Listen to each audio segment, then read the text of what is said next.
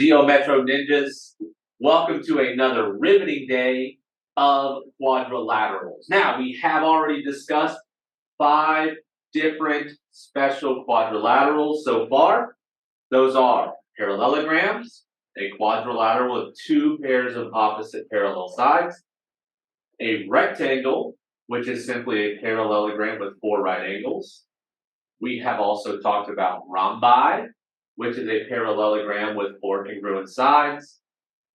A square, which we know is a parallelogram that has 4 congruent sides and 4 right angles. It has all of the properties of all of our other shapes. We talked about trapezoids, a quadrilateral with 1 pair of parallel sides. Today we're going to talk about kites. Now, kites are not parallelograms, they are quadrilaterals, but in a kite, nothing is parallel. So a kite, only 1 pair of opposite angles are congruent, and it's going to be our short side. So 1 pair of opposite congruent angles. And if we go to our diagram, you'll see that that's generally on our short side.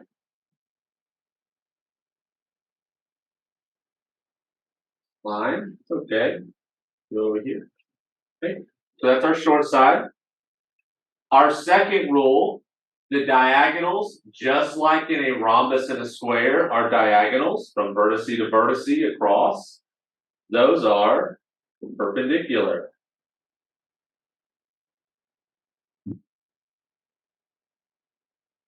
And of course, perpendicular means intersects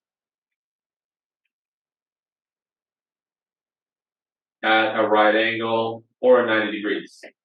So we can mark that on our diagram over here, little 90-degree box. And remember, if one angle is 90 degrees, the other 3 also have to be 90.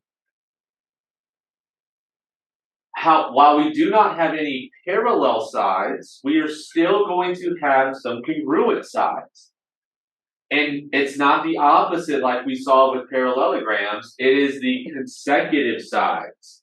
So 2 pairs of consecutive congruent sides. So when you look at it, the 2 top pieces will be congruent to one another, and the 2 bottom pieces will be congruent to one another.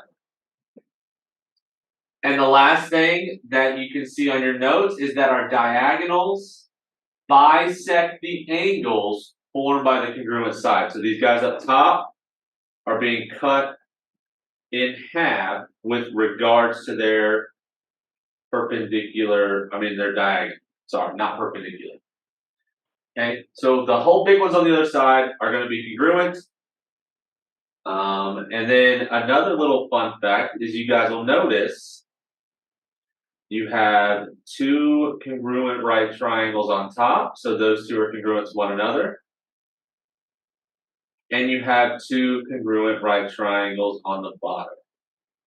So there's 4 total right triangles with the top 2 being congruent to one another and the bottom 2 being congruent to one another. So that's going to come into play as we are finding some of our missing sides. Notice we do not know that anything about the length of the diagonals outside of if we get the length of our sides, we can solve for them. But yeah, so let's find 1 and 2. So 1 and 2, the inside of our 4-sided quadrilateral. Saying 4-sided quadrilateral doesn't make sense. Every quadrilateral has 4 sides. Okay, so if you forget to find the total sum of the angles inside of our quadrilateral, you can just use your formula. 180 times the number of sides minus 2. So 180 times 4 minus 2, which of course we know is 360 degrees. So the inside of this kite has to measure 360 degrees. Now, when we go to find these angles, we should recognize that those are the short side, so our short way, these are our 2 congruent angles. So when we want to solve for them, we can just let both of them be represented by the variable x. Okay, because they have to be congruent. Alright, so all we're going to do is we're going to add up all four sides, or all four angles within our kite, and set it equal to 360. Okay, combine like terms on the left side, so x and x, then we got two constants, so 2x plus 160 is equal to 360. Go ahead and subtract that constant because our ultimate goal is to isolate that variable, so 160, 160, 2x is 200. Now that we've got our variable on one side by itself, we can go ahead and divide both sides by 2. And we find out that each one of these angle measures has to be 100 degrees. Hooray. Okay, number 2, given AB is 12, so we'll go ahead and label that on our diagram. Label your diagrams when you get information, it'll help you out. And then BC is 20. They want to find AD and CD. Well, they're making our lives easy because we know in a kite, consecutive sides are congruent. So if AB is 12, well, AD has to be 12. And if BC is 20, the consecutive side to that, CD, is also 20. Number 3, H is 8x minus 16. F is 6x plus 20.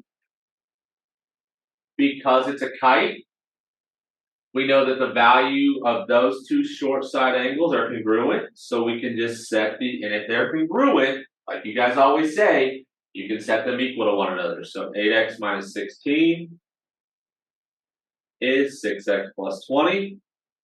And now we follow, don't call me after midnight problem solving, right? Distribute, nothing to distribute. Move the variable first. So we're going to subtract 6x from both sides. You could have subtracted 8x if you like. I like to keep my variables positive. I'm a positive guy. So then you get 2x minus 16 is 20. After you have your variable on one side, we're going to add or subtract the constant. In this case, we're adding 16. 2x is 36. Now that we've got our variable all by itself, we can multiply or divide by that coefficient. In this case, we are dividing both sides by 2. So we get x is 18.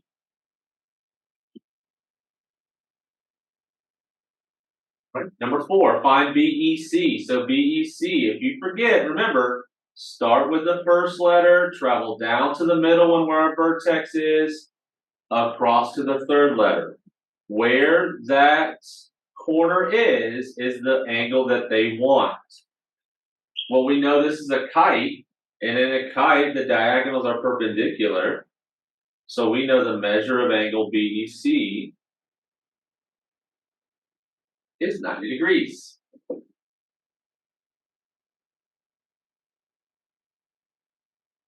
Number 5, AE is 6 and BE is 10. They want us to find the measure of AD.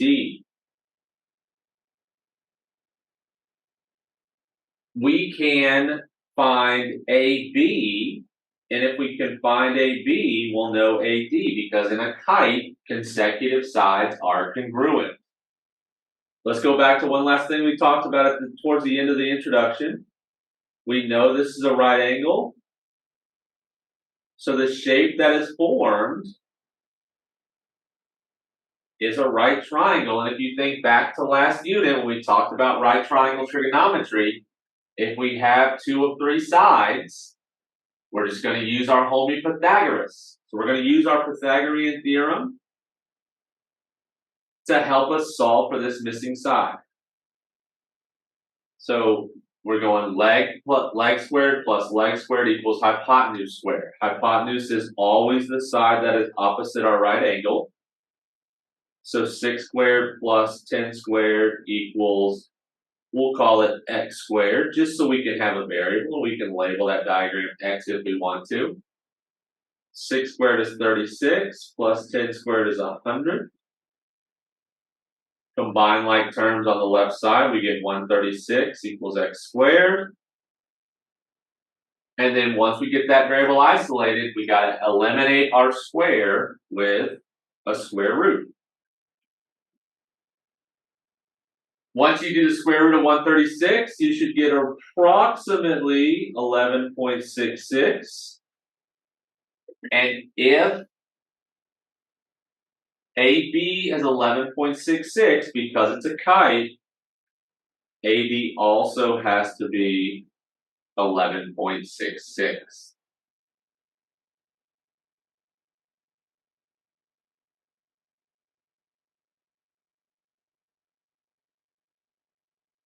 Let's go ahead and jump down here to number 7, because it's going to involve a little bit different angles.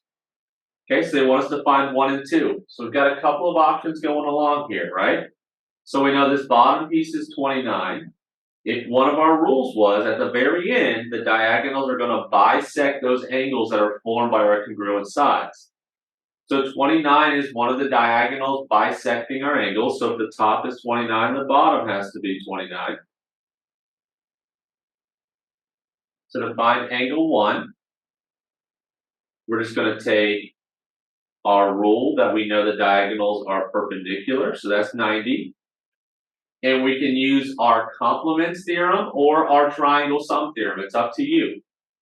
180, so we know that this full triangle is 180. So the measure of angle 1 plus 29 plus 90 is 180. Combine like terms on the left. So 90 and 29 is 119.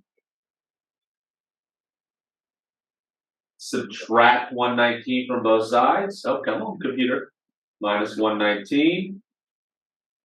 Minus 119.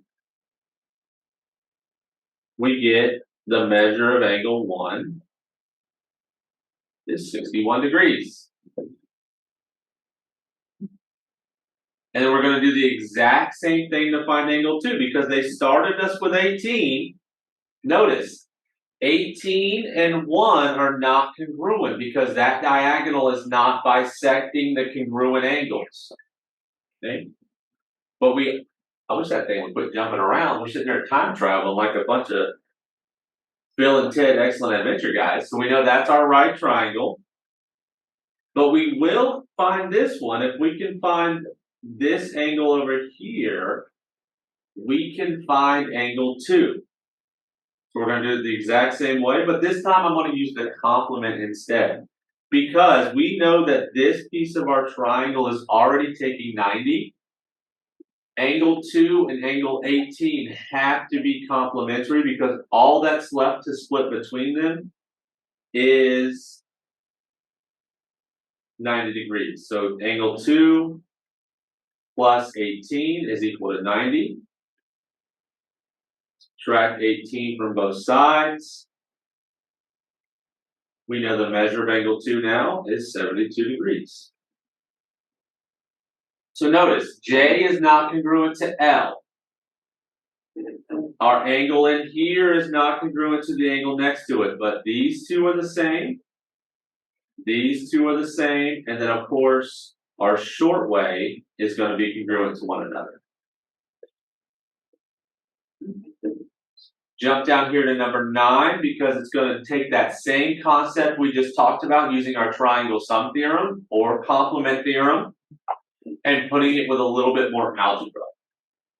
So they want us to solve for x. The biggest thing we've got to remember is the diagonals in our kite is perpendicular, meaning that they intersect at 90. So we know that these two angles between them are going to share 90 degrees. So we can just set those two individually to 90, or you can do the whole triangle sum theorem, that top angle, the bottom angle, and 90 equals 180. And so we get 3x plus 2 plus 12x minus 17 equals 90 degrees. Combine like terms on the left side. So we've got 3x plus 12x is 15x. 2 minus 17 is negative 15. Make sure, remember, if the signs are different, we subtract and keep the bigger sign. Add 15 to both sides. 15x is equal to 105. Divide both sides by 15. X is 7.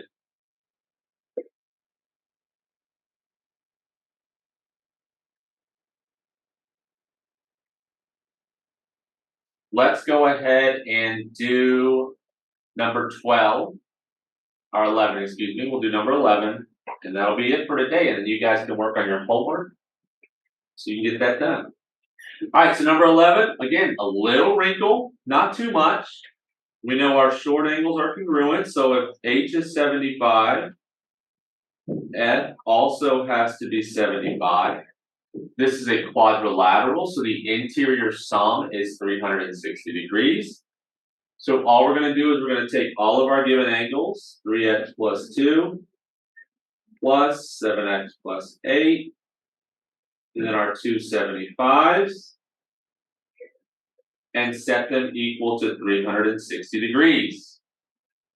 Once we get the equation set up, let's go ahead and combine like terms. We got a lot of constants in this one. But have no fear, your calculator is near.